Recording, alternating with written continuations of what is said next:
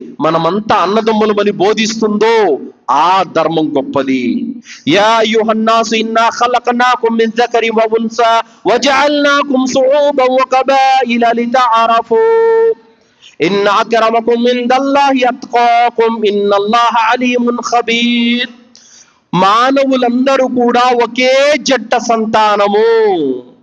ఎవరైతే అల్లాహకు అతి ఎక్కువగా భయపడతాడో వాడే అల్లాహ్ దృష్టిలో గొప్పవాడు. ఇన్న అక్రమకుం ఇందల్లాహి అత్కాకుం.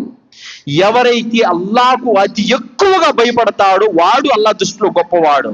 నేను పలానా కులంలో పుట్టాను, నేను గొప్పోణ్ణి, మీరు నీతి జాతి తక్కువ కులంలో పుట్టారు, మీరు తక్కువోళ్ళు అని చెప్పలేదు. ప్రవక్త సల్లల్లాహు అలైహి వసల్లం అన్నారు, అరబ్బునికి అరబ్బేతురుపై గాని, నల్లవాడికి తెల్లవాడిపై గాని, తెల్లవాడికి నల్లవాడిపై గాని ఎలాంటి ఆధిక్యత లేదు.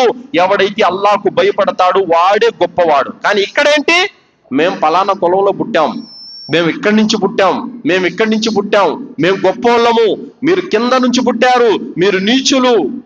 అందులో ఎక్కడ సాఫల్యం ఉందండి? అలా బోధించే మతంలో సాఫల్యం ఉంటుందా? లేదు.